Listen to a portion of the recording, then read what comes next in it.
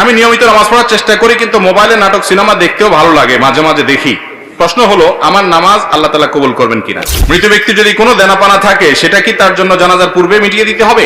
ফজরের নামাজ জামাতে আদায় করতে না পারলে ওই সময় বাড়িতে আদায় করা সম্পর্কে জানতে চাই। ফজরের নামাজ যদি আপনি জামাতে আদায় করতে না পারেন, তাহলে সেক্ষেত্রে বাড়িতে আপনার যারা আছেন আত্মীয় স্বজন, আপনার বউ বাচ্চা, তাদেরকে নিয়ে বা যারা আছে তাদেরকে নিয়ে জামাতে আদায় করবেন, একা একা করবেন না। আর এটা মাঝে মধ্যে হতে পারে, নিয়মিত যদি এটা হয় তাহলে আপনি ভালো মুসলমান হতে পারলেন না। ফজরের নামাজ জামাতের সাথে যারা হাজির হয়, এরা হলো ওই এলাকার ওই মহল্লার ক্রিম মুসল্লি। ক্রিম মুসল্লি বুঝছেন? সবচেয়ে ভালো মানের মুসল্লি, ভালো মানের ইমানদার মুসলমান। যে মুসলমান ফজরের নামাজে হাজির হয়, যে মুসলমান অন্য ওয়াক্তে হাজির হয়, ফজরে হাজির হয় না, বুঝতে হবে এই মুসলমানে কি আছে, ভেজাল আছে। এই জন্য এ ক্লাসের মুসলমান হইতে হলে ফজরের জামাতে হাজির হইতে হবে। হঠাৎ একদিন আপনার মিস হতে পারে, এখন রাত 12টা পর্যন্ত যদি মোবাইল আর ফেসবুক টিপাটিপি করেন, তাহলে ফজর নামাজ চাইলেও জামাতে পড়তে পারবেন না। এই জন্য আগে ঘুমাইতে হবে। আগে ঘুমানো স্বাস্থ্যের জন্য উপযোগী, সুন্নাহ সম্মত, দেরি করবেন না। মোবাইল টিপাটিপি করেন, দিনের বেলায় করেন। শয়তান দেখবেন মোবাইল টিপার মধ্যে সবচেয়ে বেশি মজাটা দেয় রাতে, ঠিক না? বিশেষ করে বিছানায় শুইবেন আর মোবাইলটা একটু আধা ঘন্টা 1 ঘন্টা টিপবেন না, এটা তো হতেই পারে না, ঠিক না? ঠিক মোবাইলে মোনাজাত ধরে, মোনাজাত বুঝেন, এভাবে 2 হাত দিয়ে ধরা মোনাজাতের মতোই তো। এরপরে টিপতে স্ক্রল করতেছেন, কোথায় যাচ্ছেন, কি খুঁজতেছেন নিজেও জানেন না, আঙ্গুল খাওয়ার অবস্থা গোষ্ঠে, ঠিক না? এই যে রাতে বেশি মজা লাগে মোবাইল টিপতে, কারণ ইবলিসের টার্গেট হলো, তার প্ল্যান হলো, তার মিশন হলো আপনার ফজরটা ধ্বংস করা। সেজন্য রাত্রে যদি যত দেরি করে শোয়াইতে পারে সে আপনাকে, তত তার উপকার। আপনি ভোর রাতে উঠতে পারবেন না, কষ্ট হবে। এই জন্য রাতে তাড়াতাড়ি শুইতে হবে। ফজর নামাজ কখনো মিস হয়ে গেলে বাসায় যারা আছে তাদেরকে নিয়ে জামাতের সাথে নামাজ পড়বেন, একা পড়বেন না। কারণ জামাতের সাথে নামাজ পড়লে একা নামাজ পড়ছে এতে 27 গুণ বেশি সওয়াব হয়। আপনি একটা জিনিস 1 টাকা দিয়ে যদি 27 টাকার সুবিধা পান, আপনি সেটা ছাড়বেন কোনোদিন? তাহলে জামাতে নামাজ ছাড়া একা কিভাবে নামাজ পড়া হতে পারে? এই চেষ্টা আমাদের থাকতে হবে। মৃত ব্যক্তির যদি কোনো দেনাপানা থাকে, সেটা কি তার জন্য জানাজার পূর্বে মিটিয়ে দিতে হবে? মৃত ব্যক্তির কোনো দেনা পাওনা থাকলে সেটা মিটাতে হবে, পাওনাদারের পাওনা পরিশোধ করতে হবে। জানাজার আগেই করতে হবে এমন বাধ্যবাধকতা নাই। অনেক সময় দেখা যায় পাওনাদার দূরে আছে বা এই মুহূর্তে মিটমাট করা সম্ভব নয়, তাহলে আপনি লাশ দাফন করার পরে করলেন হবে, কিন্তু আপনি যদি আগে করতে পারেন, সেই সুযোগ থাকে, অবশ্যই আগে করবেন। আর পরে করলেও আদায় হবে, কিন্তু এটা করতে হবে। অনেক সময় দেখা যায় একটা মানুষ মারা গেছেন, তার দেনা আছে, দোকানে বাকি আছে, এগুলো দেওয়ার খবর নাই, 40 খাওয়া নিয়ে টানাটানি, ঠিক না? ঠিক যেটা ফরজ সেটার খবর নাই, যেটা শরীয়ত করতে বলেছে সেটা করে না, যেটা করতে বলে নাই সেটা নিয়ে টানাটানি। আপনার বাবা মারা গেছেন, উনি দেনাদার, পাওনাদারের কাছে ওনার পাওনা আছে, উনি ঝুলে আছেন, আল্লাহর কাছে পাকড়াও, কারণ পাওনাদারের পাওনা আছে, সেটা দেওয়ার খবর নাই। আপনি ওই মানুষ খাওয়ায় বেড়াচ্ছেন। মানুষ খাওয়ানো গুরুত্বপূর্ণ না পাওনাদারের পাওনা পরিশোধ করা গুরুত্বপূর্ণ? তার রূহ ঝুলে থাকে যে ব্যক্তি পাওনাদারের পাওনা পরিশোধ করা ছাড়া মৃত্যুবরণ করে। শরীয়তের নির্দেশ হলো কোনো মানুষ মারা যাওয়ার পরে তার সম্পদ থেকে সর্বপ্রথম কাজ হলো পাওনাদারের পাওনা দেওয়া, এরপর তিনি ওসিয়ত করলে সেটা পূরণ করা, তারপরে বাকিটা তার ওয়ারিসদের মধ্যে বন্টন হবে। এখন আমাদের ওইগুলোর কোনো খোঁজ খবর নেই, যেটা শরীয়তে বলে নাই ওইটাকে সবচেয়ে গুরুত্ব দিয়ে করি। আল্লাহ আমাদেরকে বোঝার তৌফিক দান করুন। আমি নিয়মিত নামাজ পড়ার চেষ্টা করি, কিন্তু মোবাইলে নাটক সিনেমা দেখতেও ভালো লাগে, মাঝে মাঝে দেখি। প্রশ্ন হলো, আমার নামাজ আল্লাহ তাআলা কবুল করবেন কিনা? ভাই, নামাজ হয়ে যাবে ফরজ যদি ঠিকঠাক মতো করেন, কিন্তু আপনি নামাজও পড়েন আবার নাটক সিনেমাও দেখেন, হারাম জিনিসও দেখেন, এর মানে হলো আপনার নামাজটা ঠিক মতো হচ্ছে না। নামাজ যদি খুব ভালোভাবে হয়, তাহলে অন্যায় অশ্লীল কাজ থেকে নামাজ আপনাকে কি করবে? বিরত রাখবে। যদিও আপনার নামাজ ত্রুটিপূর্ণ, তারপর আপনি নামাজ ধরে রাখবেন। ধরে রাখলে একসময় ইনশাআল্লাহ আপনি এই অপরাধ থেকে, পাপের কাজ থেকে, হারাম থেকে সরে আসার সুযোগ লাভ করবেন ইনশাআল্লাহ।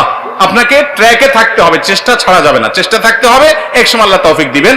আর মনে রাখবেন, আপনি নামাজ পড়ছেন, আল্লাহর কাছে ইবাদত নিবেদন করছেন, আবার যে কাজগুলো করছেন সেগুলো আল্লাহ, হারাম কাজগুলো করছেন সেগুলো আল্লাহ নিষেধ করেছেন। যে আল্লাহর নির্দেশ পালন করতে গিয়ে নামাজ পড়ছেন, সে আল্লাহর নির্দেশ পালন করতে গিয়ে আপনার চোখকে হেফাজত করতে হবে, কারণ দুইটাই কার নির্দেশ? আল্লাহর নির্দেশ। হারাম জিনিস দেখাতে সাময়িক আরাম হয়, স্থায়ী আরাম হয় না। চুলকানির মতো, যখন চুলকাবেন খুব মজা লাগবে, চুলকানি শেষ, এরপরে জ্বলবে। আর চুলকানির সময় যদি না চুলকায়, একটু ডলে ডলে চুলকানিটা থামায় দেন, তাহলে দেখবে না, জ্বলবে না। এই জন্য হারাম জিনিস দেখার জন্য মনের ভিতরে চুলকানি হয়, শয়তান উস্কায়, দেখ দেখ, দেখলে অনেক শান্তি পাবি, দেখার পরে ঠিকই অস্থিরতা লাগে, কি দেখলাম, হ্যাঁ চলে গেল, টেলিভিশন বন্ধ হয়ে গেল, সে চলে গেল, কি দেখলাম। আপনার মনের ভিতরে অস্থিরতা আরো বাড়ে, কখনো মনের প্রশান্তি আনে না, এগুলো মানুষকে অশান্তি করে।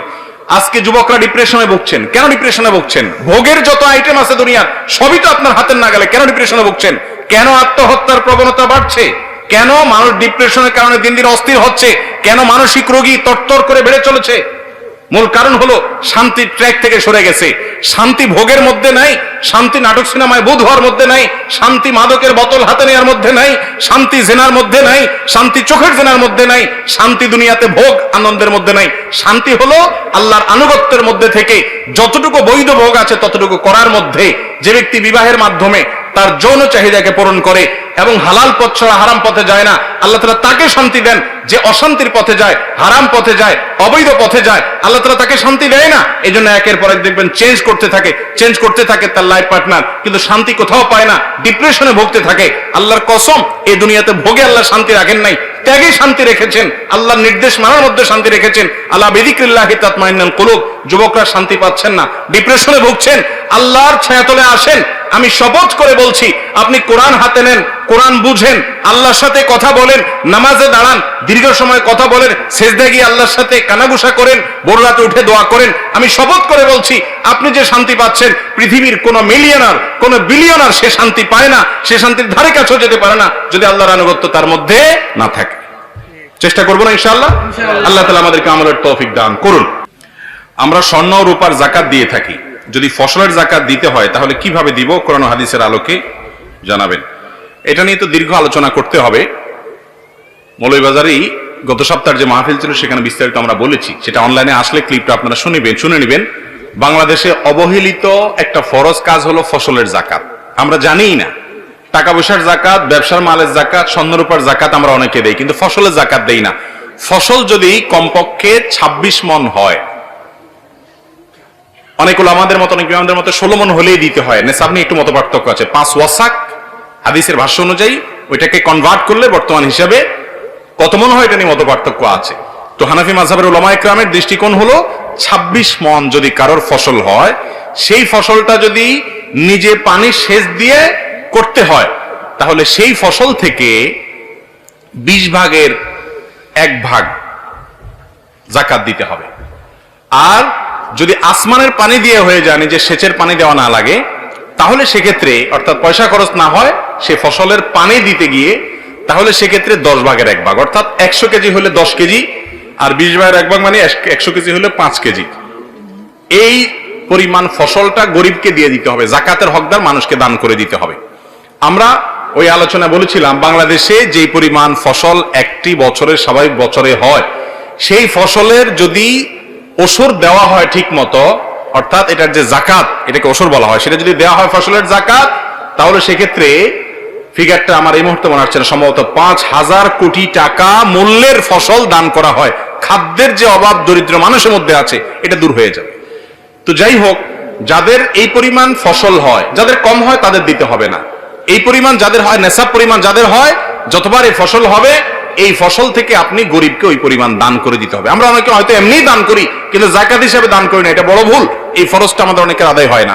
বিস্তারিত জানার জন্য ডক্টর আব্দুল্লাহ জাহাঙ্গীর রাহমাহুল্লাহর ওসর বাংলাদেশে ওসর ও যাকাত বইটা আপনারা কালেকশন করে নিতে পারেন। আর অনেক বই আছে এরকম, সেই বইগুলো নিতে পারেন, এগুলো অনেক দরকারি। এবং যাকাত, এই যাকাতটা আদায় না করলে আল্লাহর কাছে জবাবদিহি করা লাগবে। এটা অবহেলিত ফরজ, আমরা জানিই না বাংলাদেশের মানুষ।